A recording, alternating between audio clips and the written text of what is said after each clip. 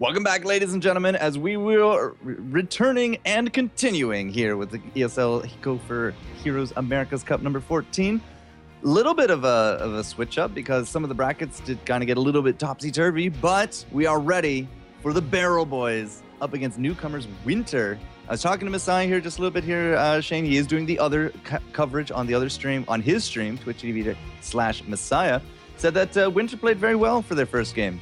They defeated Better Nerf Murky, which is a great name. I fully support it. It is. Absolutely. And now they're up against the top dogs. Barrel Boys right now, I believe, are #1 seeds for March. Well, that #1 seed is very well-deserved. They're a well-known team. They have quite a little bit of a cult following. I don't even know if you can say it's a cult following. It's just a following now. Coming out from them. No cults here, Shifty guys. Yeah, they're a great team.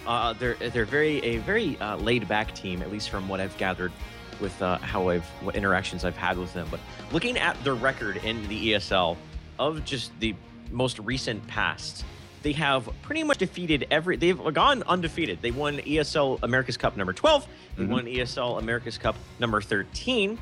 In the majors, because they are in the ESL majors, they beat Murlocs Inc. and they've beaten Lunatic. So they're 2-0 in the ESL majors as well. So these guys are on a tear right now. They are performing very, very well, and I'm very excited to see them. And at any time you get to cast these guys, it's always an absolute pleasure. They're not afraid to go a little bit outside of the box. They don't do anything crazy, but they're definitely not afraid to go a little bit outside of the box, whether it's with their strategic thinking, their tactical thinking, or in the draft. So we are going to be getting into that here, I believe, in just a moment. We're waiting on for them to ready up. Yeah, and they're looking for you to say go. They're so polite, the Barrel Boys. They're like, casters, you're ready? We're not going to go until you're ready, casters. We're waiting on you guys. It's like, oh, that's so nice, them Barrel Boys. See, they're gentlemen. It doesn't seem to matter that I tell them just go whenever you want. We can deal with it. They always ask. It's nice. It's appreciated. It's nice. And we're going to Cursed Hollow, ladies and gentlemen, for this best of one. So into the quarters we go. I also just see that Cloud9 Vortex have just reported a win. So they are advancing on up against ESV Tempest for their quarterfinal match. And the winner of this will be moving on to Happy Fairy Dragons. Because I lied, this isn't quarterfinals. This is round of 16. That's why all the brackets are topsy-turvy. That'll do it. Yeah, so, woo! All right, we're good. We're in the round of 16. Next match, winner, Happy Fairy Dragon are waiting. And we're going to see what can these teams bring to the draft. Yeah, excited to see how WinteR drafts. Anytime I see a team that I'm not familiar with, I always get a little excited to see their style of drafting, because sometimes these newer, maybe what you can call amateur teams, bring an entirely new style. They aren't afraid to go outside of the box. They aren't afraid of picking up unconventional heroes we're not used to seeing. We're going to see if that's the case this time around, if they're going to go with the tried and true draft and the current trend and meta inside of the North American scene. So a Sergeant Hammer being banned out. No one likes playing against that Hammer, man. Absolutely no one. And an Uther ban coming out from WinteR. So this is interesting. They're not the only team I've seen ban out Uther, ban out healing supports, use the Rhaegar Uther. Yeah. I know that Actions for Minute had a trend of doing that, but it's interesting nonetheless. So first pick, Vala from the Barrel Boys. Again, very safe, very common first pick assassin. If you're not going to be looking to solidify early your pick on a double support, just like what we have here with the Rhaegar and the Illidan, then typically we will be solidifying that backline with the Vala. She's just absolutely a great versatile hero. Hasn't really been touched in patches as of late. She did get Nexus Frenzy. So a little bit of a rework, but that was about it if I recall from the patch notes. But Barrel Boys are definitely going to go for their backline strong. They have a tendency of doing this because they paired up very well with the Tyrande, which is now here, as well as the Tassadar. So they are denying the Tassadar and the Sentinel Queen here for that Illidan. I like the Tassadar pickup from Barrel Boys. They recognize the Illidan pickup. They recognize that they want to take away that efficient duo that we know so well of Illidan, Tassadar, and trio of Rhaegar. Call it kind of the holy trinity of the meta right now. If you can get those three heroes, you are off to a great start. So Barrel Boys are not going to let them have that. And now WinteR going with a somewhat of a new style that we've been seeing has had a good amount of success, and that is just hard initiation, a very, very strong front line. You go ham in the back line, and that is a Diablo and an Illidan. The Diablo Shadow charges in, overpowers the target, and then all of a sudden, oh no, I'm in the thick of it. Pops either Lightning Breath or Apocalypse that forces a response out of the enemy team and puts them in a pretty good position. It's a really, really aggressive style once you hit your mid-game and late-game stride, and I love watching it, love casting it, looking forward to see what they do with the rest of their draft. I'd be curious to see if the Barrel Boys will actually go for an ETC to kind of deal with this, or if WinteR is going to go for that double frontline and Illidan jump. The problem with that is that they probably won't have the double support, or they're going to forsake all range DPS for this big dive-in comp. And traditionally, we haven't seen as much success with them because you are susceptible to kiting. So WinteR here very likely either pick up their ranged, which could be the Nazeebo at this point, or their second support, which is likely to be a Malfurion in my eyes.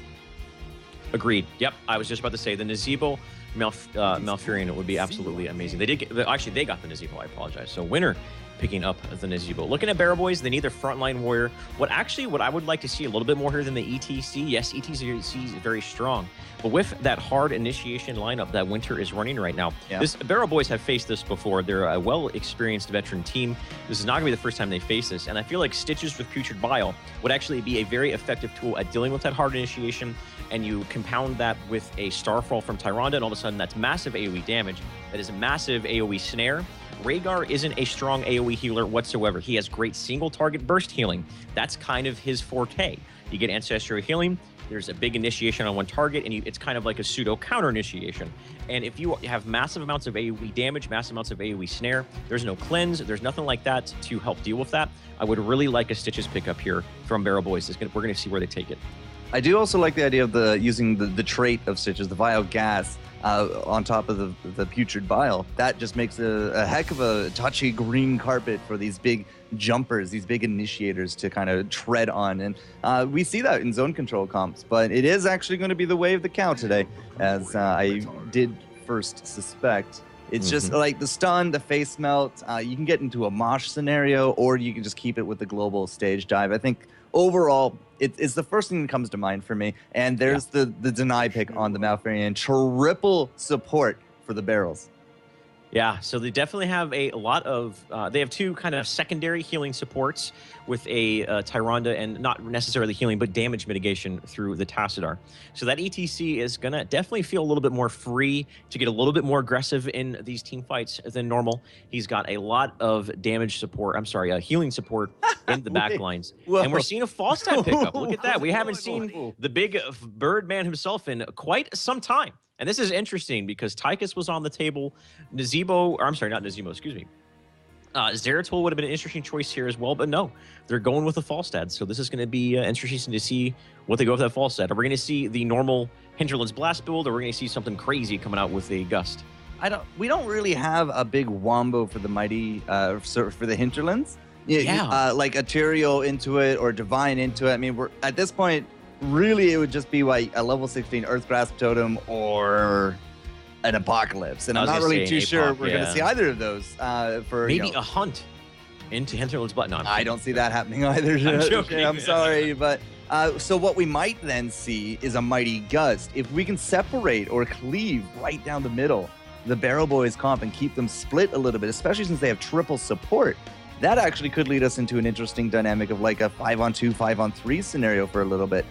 Just like you would probably see in, a Void Prison or a really good Apoc or a Zagara ult, that kind of thing. Could be a good separation tool here. Either way, they do need the damage. A triple support from the Barrel Boys means that they're going to be relying a lot on Tyrande and Vala, but it also means that they're going to have a heck of a lot of heals, including 2, if not 3 healing wards. Oh my, you are right. That's going to be incredible. I mean, at 3 healing wards, on top of later into the game, you can get a Storm Shield. You can also talk about Tranquility, which has always been an effective tool at help mitigating the damage of Ravenous Spirit. Yep. So Barrel Boys has just massive amounts of not only AoE damage potential, but AoE healing potential as well. And kind of touched on it before, how Rhaegar is known for his single target damage, and his AoE healing is, it's underwhelming, to put it lightly. So if Barrel Boys are able to exploit that, and maybe they want to play a little bit of an attrition game where they kind of do wear and tear on WinteR, well, wear and tear has the complete other side of the spectrum. They have hard initiation, single target. It's going to be interesting to see how this goes off. So we're loading in here, guys. The last of the round of 16 here for the ESL Go4Heroes Americas Cup number 14 with FourCourtJester and Shane Gucher. Put your hands together because the Barrel Boys coming out swinging here early, taking on newcomers WinteR. And a few of these names I do recognize, Shane, from the WinteR side of it, but from what we can tell is their first ESL as a team. So I'm going to take a quick moment here to introduce them from the red hand side first. It's going to be Visceral there up on that Illidan, Cielo on this mid Diablo, and Fjord, Evandrid, I'm gonna call him Evan, and Enigma to finish out this bottom lane. Have seen a few of these guys in the Heroes League and some of the quick matches. Yes. We're gonna have to see what they can do as a team. And ladies and gentlemen, let's introduce definitely the favorites in this matchup right now. Eero in top lane, playing that beautiful Master Skin ETC. It's gonna be McIntyre on the Tassadar. Down in the bottom lane is going to be Trummel on Volatile Hunter. Blinks on Trummel. Blinks on the Malfurion, and Kionda on the Tyrande. So looking at this Diablo, like I said, they have hard initiation, but look at these guys. Look at these guys plugging themselves over in chat. These guys are marketing hard. Good for them, man. Lizard's hard. If the Diablo gets a little bit too over aggressive, he can get torn apart by the Hunter's Mark and the damage from the Tyrande and the Vala Demon Hunter. Vala is going multi-shot, not going all out on that right-click build, but even in the multi-shot build, her right-click is still substantial. But on the other side of the coin, Rhaegar has ancestral healing, so they're going to have a tool to deal with that. The Golden Boy face in chat is just absolutely staggering sometimes. You are right with the Hunter's Mark, and especially look at this level 1 with the Ranger's Mark. Lowers the cooldown. We've been seeing a shift of how some Tyrandas have actually been playing her out with the talent-wise. If we do see these Ranger's Marks instead of the Pierce Owl at level 1, we will typically see at 13 Lunar Blaze. You're going to see that anyways, but level 16 will be the Shooting Star, and wow, that Volstead not looking so hot. Did actually get the Healing Totem, but has to hit the fountain anyways. But we're going to have to see what kind of big focus, we can set up here with the Kionda, with the Trummel, and, let's say theoretically it's a mosh pit here from Erho. I'm not saying it is, but let's say theoretically at level 20, that's even going to apply another damage amplification for the team to play around with. That's a lot of potential for just big burst on the side of Barrel Boys. For sure. Ooh, a good Lunar Flare onto the Fall Stab.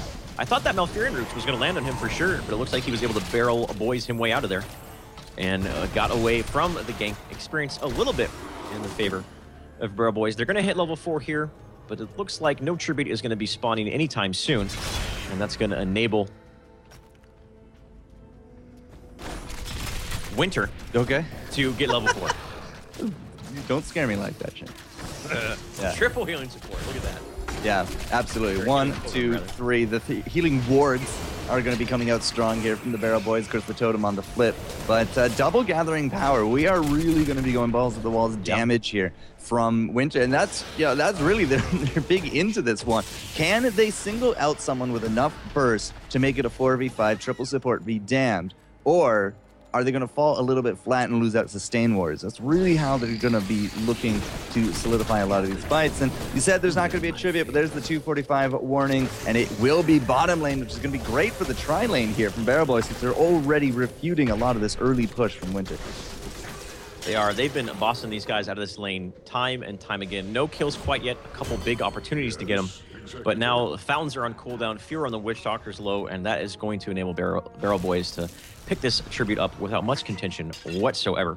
Yep, and looking at the False Stats build, seeing Gathering Power, more than likely we're going to see a Influence Blast. I don't know why you would go Gathering Power with Mighty Gust. Mighty Gust doesn't have any damage, so I figured we're going to see a Influence Blast. No, that's a good point, sir. With that, I have been playing a little bit more False Steady. Was my first love with the Master Skins. I'm actually very fond of the Lightning Strike talents at level 4 and level 13. Yes. And I've definitely seen it played that way as well. You are probably right, though, with the Gathering Power. You wouldn't take that if you're going to go into a Mighty Gust build. I wouldn't think. But, this is a new team. If they got something else up their sleeve, perhaps this is practice. And, the Gathering Power will affect your other abilities. It's just you're going to be -1 heroic in that regard. So, second Tribute is spawning right now, level 7 for both teams. Both teams went ahead, fell back to their mercenaries. Or no, actually, no. Only Barrel Boys are picking up their Bruiser camp. Which, I wonder what WinteR was that's slipping not there. a They had damage comp, though. I mean, that is taking forever, Shane. That is actually taking forever. Good lord, that took forever and a half. But they were able to pick it up right as a tribute spawns. But WinteR already is in a much better position. And they're going to get this without much contention. So basically, Barrel Boys giving up that Bruiser camp in exchange for the first tribute going the way to WinteR. The second tribute of the map, the first one for WinteR. And this is going to put WinteR in an okay position. Now they aren't going to be threatened by that timing we see time and time again that sometimes can snowball. And that is when a team hits level 10 and they have 2 tributes as well, and then you get the third tribute, and all of a sudden you're cursed. You don't have level 10, the enemy team does, and things can get real bad real quick. And that's going to ease up on WinteR a little bit. They know that that is probably not going to be happening. Giallo and crew here are trying to mitigate the damage into this mid lane push, but the Bruisers are being fairly nurtured here by Kionda and Blink McIntyre. The triple support have all collapsed into the mid, and it looks like they will solidify the entire gate, and that will put them about a half level ahead of their opponents, which is putting us into a good timing for this next tribute, which should be spawning in the next few seconds for those heroics. And that means that either WinteR has to really start looking around for some of those mercs to kind of compensate, or they're just going to flat out give it up. I mean, they should give it up and fall back to mercenaries. I mean, looking at their mercenary clear, they don't really have, you know, quick mercenary clear, but at the same time, neither did Barrel Boys. Barrel Boys did it anyways. Tassadar, you know, has good AoE. Illidan, he's level 4. He has the immolation. So they definitely have the capabilities of getting that Bruiser camp in between now and the next tribute. But it looks like they're just completely foregoing the mercenaries, and they're sticking in lanes. Want to get themselves level 10 and maybe take it from there. But so far, Barrel Boys have been pushing in these lanes very hard. The mid-tier 1 towers are down. Bottom lane is pushed in significantly. That top tower there is going to be going down. They're pinging it quite a bit. And see, Barrel Boys are falling back to their mercenary camps and kind of picking it up. In between each tribute, they go to their mercenary camps, put it up. So now the next tribute, WinteR has a decision to make. Are we going to deal with this lane pressure for those mercenary camps, or are we going to let that lane push in, potentially lose some experience, and contend over the tribute? Well, tribute should be just starting to tick away. Will it be top? I suspect it has to be south. We've had 2 tributes back-to-back top, so it has to be south somewhere. And right now we have actually this big convergence into the top lane. We do got these easies now. It's just doing some big damage up against this gate. Visceral has been trying to keep it as healthy as he can. It's leading us into the engage, and here comes everyone else. Erho is in the thick of things. He does have that mod ready to go, and there's the hinterlands, but Pure, not the best of positioning there for that Ravenous, does get interrupted, and it looks like everybody's going to go home A-okay. A little bit more rattled, or worse for wear, but they are all still alive. 1 heroic for the double, and because Vala wasn't there, Trummel just sneaks it immediately, and now we're looking at the first curse of the game. So I felt like WinteR's game plan there was, okay, we know the next tribute's going to spawn. Let's head to top lane, see if we can get a gank. That gank was nowhere near successful. They weren't able to get a kill. The fight was elongated a little bit by Barrel Boys, and that enabled Trummel to pick that up. So things not working out for WinteR. And right now, it is looking great for Barrel Boys. They got the curse. They're about to hit level 13, pushing down this mid lane. They're in prime position to secure themselves a very good mid game right here, Sean. And that's going to be level 13 hype on the back of that. We didn't really go over the heroics, but it's Tranquility, Archon, Starfall. The mosh pit is there. It is real. And Strafe. And on the flip side, it is Metamorphosis. We already saw the Ravenous Spirit. In fact, we might even see Visceral, the Shrunk Raid. The Shrink Raid Visceral there. Not looking so good. We do have Apocalypse, though, and that's something big here to point out, that Cielo is going for the Apocalypse and Ravenous combo. On the back of that, of course, you can also throw down that Hinterlands Blast, which we've now seen and revealed. 10 seconds until we can use it once more. But right now, Barrel Boys is just going lane to lane. They got themselves 2 forts from the back of that curse, and they're going for their boss. So much like last game, we saw that Attack gathered themselves a very substantial experience lead throughout the whole entire course of the match that exponentially got bigger as the game went on. And normally, I'm sure when you see discrepancies in experience like that, you go, oh, one team has gotten a lot more kills than the other. Not the case that game, not the case in this game either. Not a single kill has gone down. We're at the 9-minute mark, and yet Barrel Boys is winning this game through numbers. They do get a kill onto Rhaegar, so there is finally our first blood going down. Apocalypse being used, and that not much accomplished with that Apocalypse. Apocalypse is a very long cooldown, 2 minutes, and that is going to enable Barrel Boys to go up, sweep up to the north, knowing the Rhaegar is down, and pick up this boss. The Apocalypse usage there was slightly, like, weird. I mean, everybody was really kind of, bunched up into that small area, but really, I think it only hit ETC by the time it was all done, and the lockup was absolutely insane on the fight dog. He absolutely had no chance on the back of that, and he is solo healing. We've talked about this repeatedly, and a solo heal Rhaegar is great for quick matches, great for Heroes League, but if you get caught out, and invariably you will, because you do not have those instantaneous escape mechanisms, you are going to have a bad time, and it's 1 to 3 for the healers. Right now, we are still top lane, pushing in. The boss doing work. That's going to be the fort. We also now have the bruiser steal. It's pushing into this mid. We're almost at a level 16 advantage here for Barrel Boys, and we have all heroics ready to go. We could be just jumping right through this gate at any moment's notice.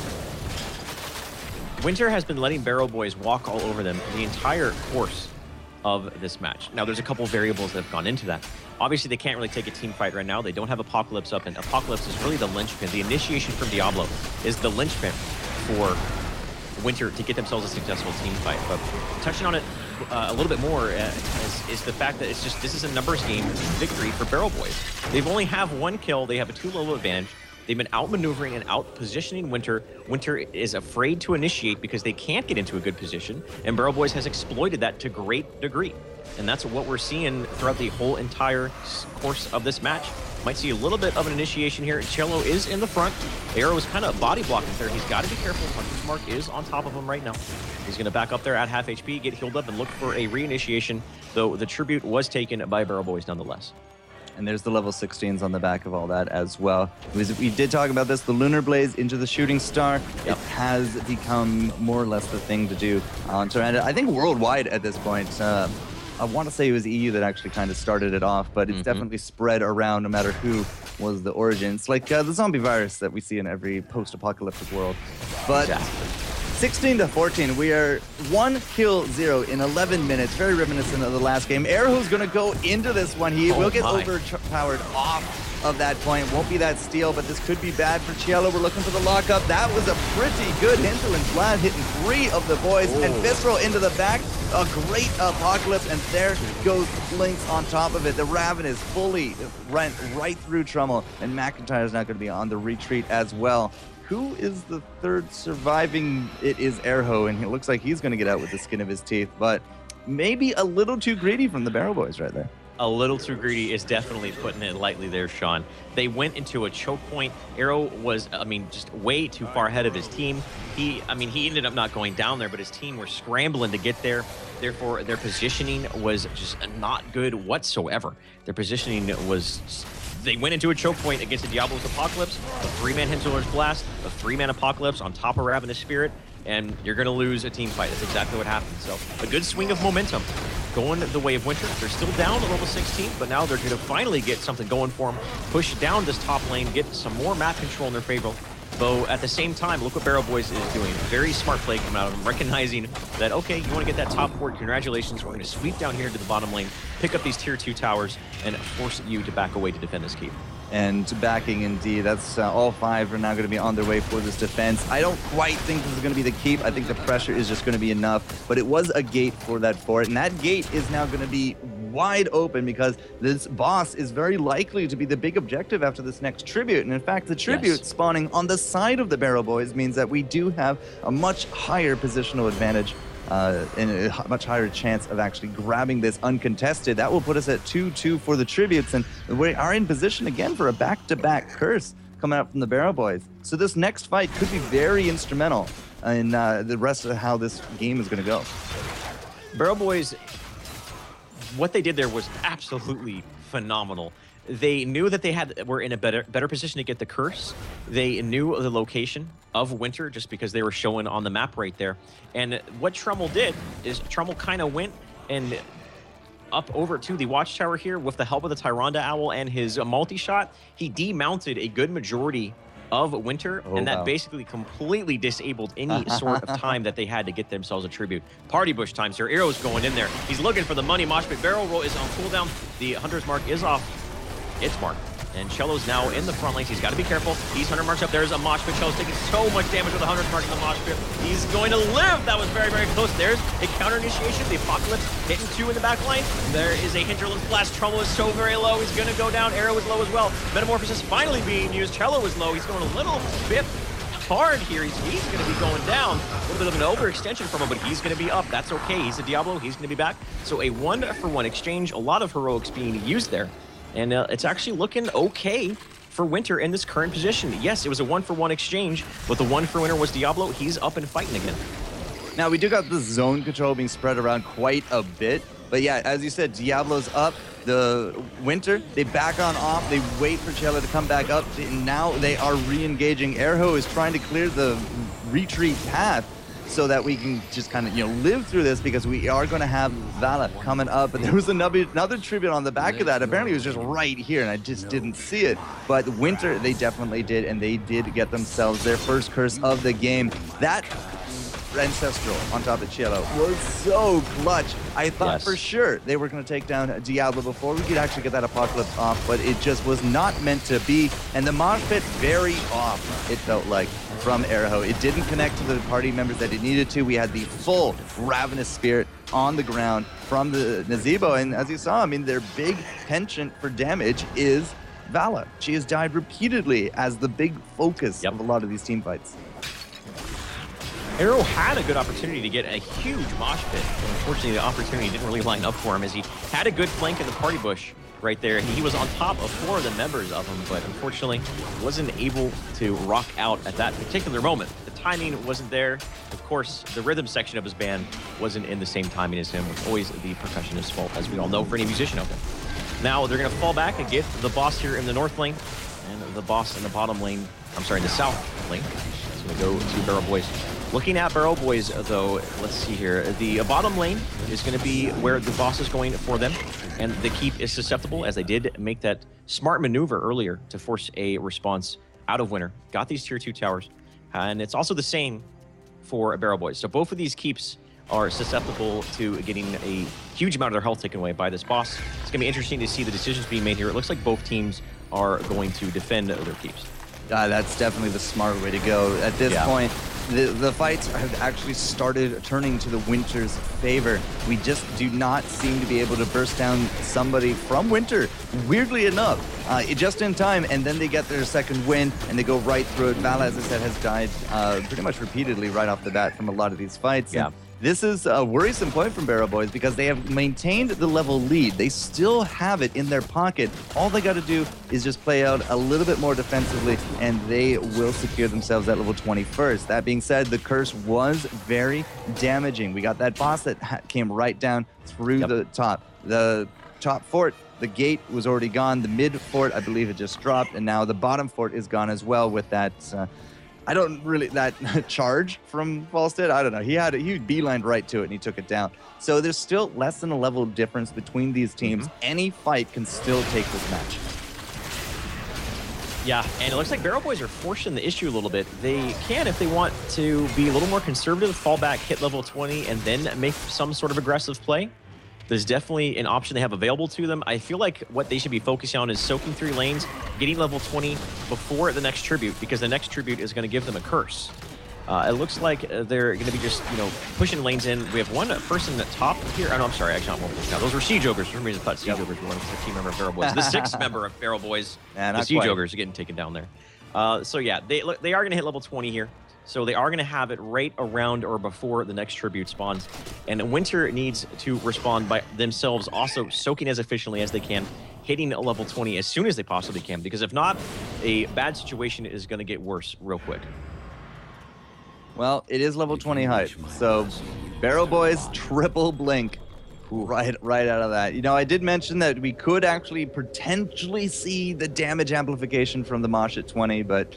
yeah, it is just unfortunately not the accepted way to build out the Battle Cow. But now he does have that extra ingress, that extra way to close that ground. A blink in on top of a party bush with a mosh pit could be absolutely devastating for the team fight up against WinteR. But WinteR, they are going to try to poke. Unfortunately, there's nowhere that they're soaking. So this next fight is going to be at their disadvantage. No. And wow.